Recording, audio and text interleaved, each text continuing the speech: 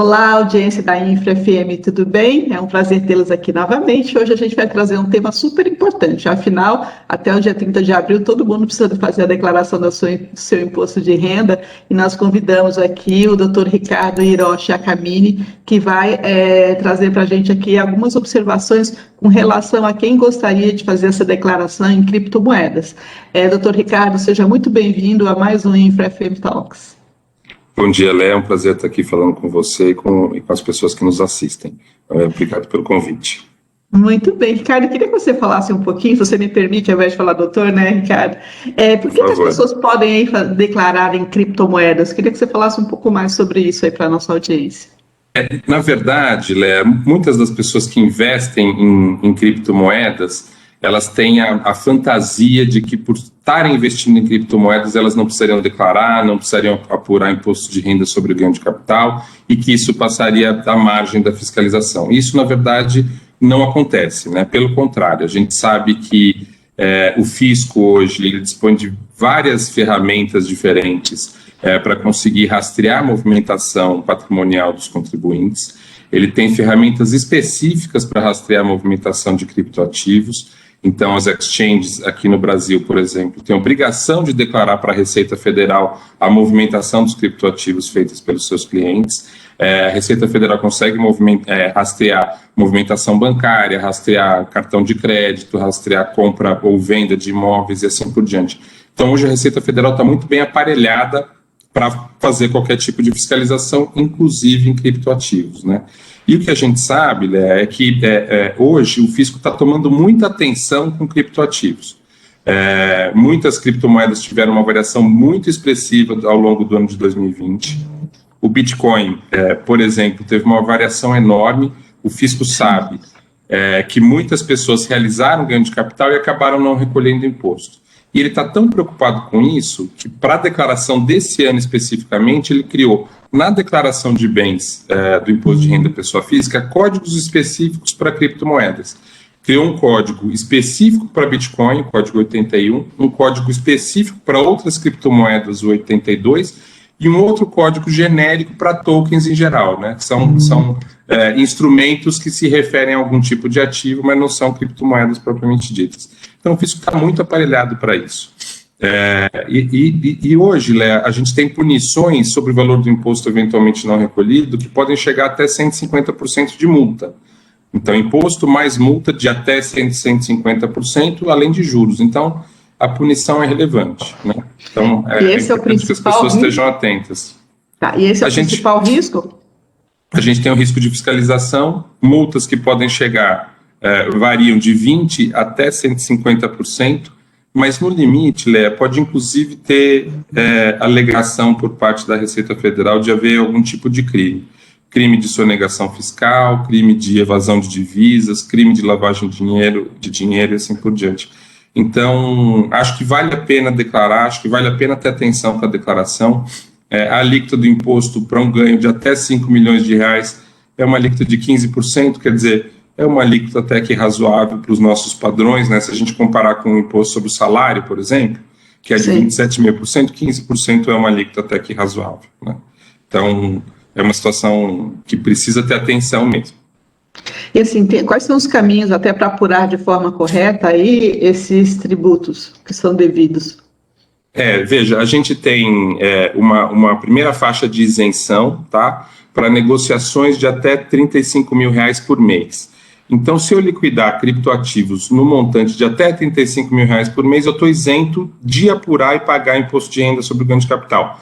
Continuo tendo que fazer a declaração, mas eu não preciso apurar e pagar o imposto de renda sobre o ganho de capital porque eu estou dentro de uma faixa de isenção. Fora isso, eu teria que dividir entre os criptoativos, as criptomoedas que estão no exterior, vamos dizer assim, aquelas que estão aqui no Brasil.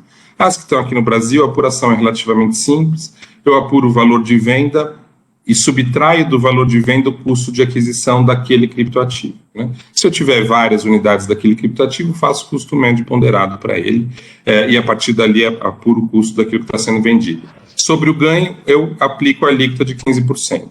No exterior, ou aquilo que foi adquirido com rendimentos auferidos em moeda estrangeira, eu posso ter uma hipótese de isenção, vamos dizer assim, com relação à variação cambial, tá? Então, se eu adquirir criptoativos com rendimentos que eu oferi originariamente em reais, eu vou pagar o imposto de renda também sobre a variação cambial. Se eu comprei o criptoativo, a criptomoeda, com rendimentos que eu oferi em moeda estrangeira, em dólar, em euro, seja lá o que for, a variação cambial está isenta. E cada vez que eu realizo um ganho de capital no exterior, eu tenho uma parte, pelo menos, daquele valor de venda foi oferido originariamente em moeda estrangeira. Então, posso ter uma hipótese interessante aí de isenção sobre o ganho de capital. Tá, e é possível a gente aí afastar multas por atraso nos pagamentos? Hoje é possível, sim, desde que eu faça o pagamento do imposto acrescido de juros, porque eu estou falando de pagamento em atraso, né? Pagamento do imposto acrescido de juros, mas antes de ter entregue a declaração para a Receita Federal.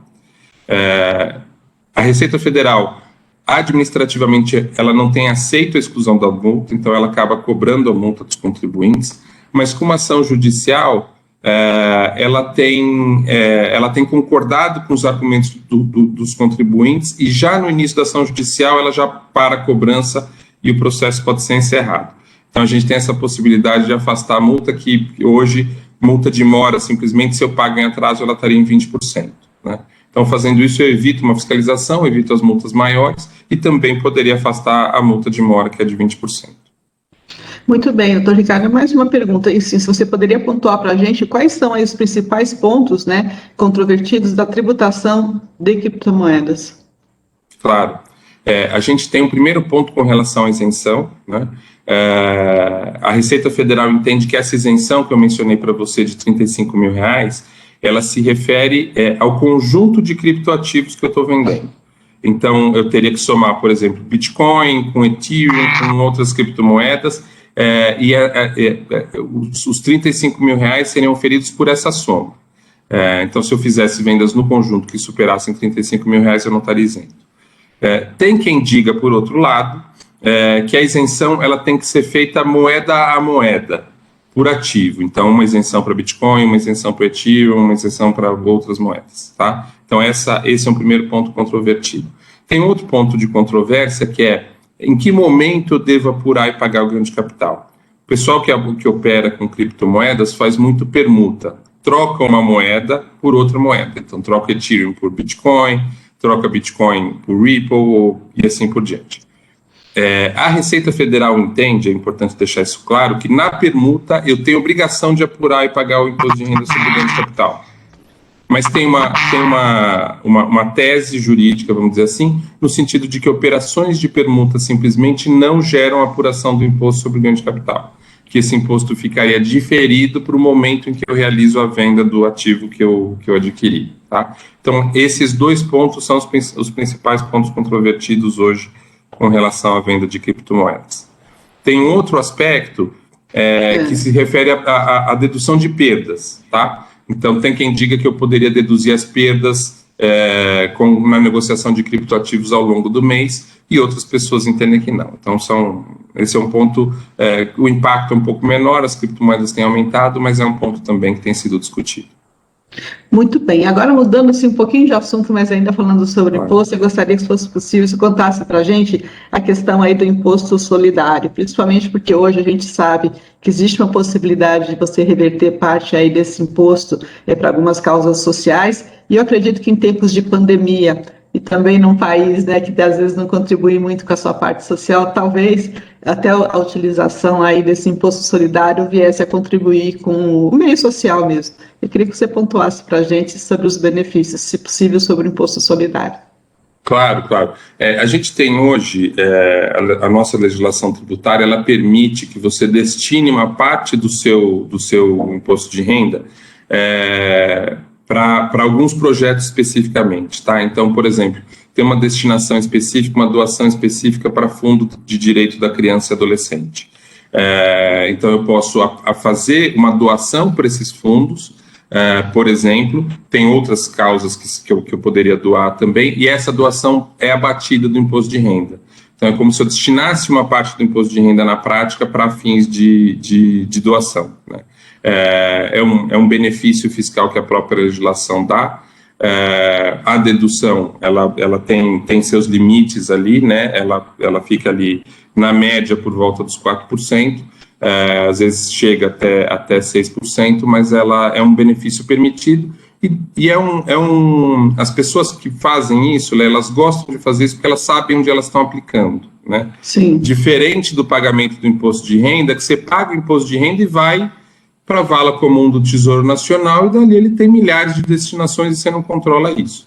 E às vezes essas instituições sociais não recebem, não são as instituições que você gostaria que recebesse e tal, né?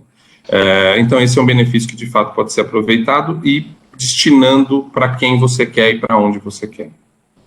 Muito bem, doutor Ricardo. E agora, ainda para o final aqui da nossa entrevista, se eu tivesse que pontuar ou chamar a atenção das pessoas que vão declarar imposto de renda esse ano, falando não só de criptomoedas, mas de um consenso geral, o que o senhor chamaria a atenção desses declarantes, né, para observar na entrega do imposto de renda que tem que ser feita aí até o dia 30 de abril?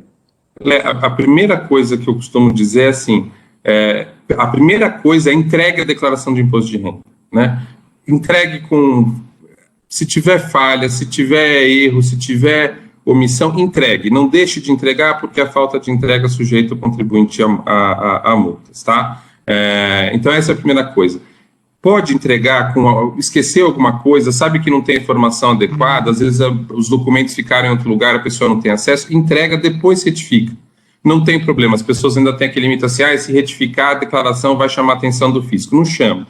Isso é bobagem. Isso aconteceu anos atrás, não acontece mais, é muito comum retificação, todo mundo retifica e não tem por que se preocupar com isso. Então, a primeira coisa, entrega, e se for necessário retificar, depois que retifique para corrigir as informações, porque é muito importante que o fisco esteja com as informações corretas para o contribuinte acabar não caindo na malha fina. Segunda coisa que eu oriento dentro do portal da Receita Federal, a gente tem um centro de atendimento ao contribuinte, ali o tal do ECAC, né? A partir desse ECAC, eu posso pegar as informações, por exemplo, dos informes de rendimentos das minhas fontes pagadoras. Então, se antes de eu fazer a declaração, eu puxar esse informe de rendimento das fontes pagadoras para informar na minha declaração, isso já evita muitos erros, tá? Obviamente que eu tenho hoje a declaração pré-preenchida também, o contribuinte que puder acessar a declaração pré-preenchida já é uma forma muito facilitada de começar a preencher, de evitar erros. E uma coisa que eu tenho notado muito com os nossos clientes é despesa médica ou despesas em geral dedutíveis, né? Tem que tomar cuidado, tem que ter certeza de que a pessoa tem os recibos, de que as despesas de fato foram incorridas, porque isso tem sido fonte de malha fiscal, né, de fiscalização da Receita Federal. E você sabe que eu digo que fiscalização da Receita Federal é igual obra. A gente sabe como começa, mas não sabe quando termina, né? Nem como termina. Então, ninguém quer ser fiscalizado, ninguém quer cair na malha fina, e esses cuidados acho que são necessários para evitar esse tipo de contratempo.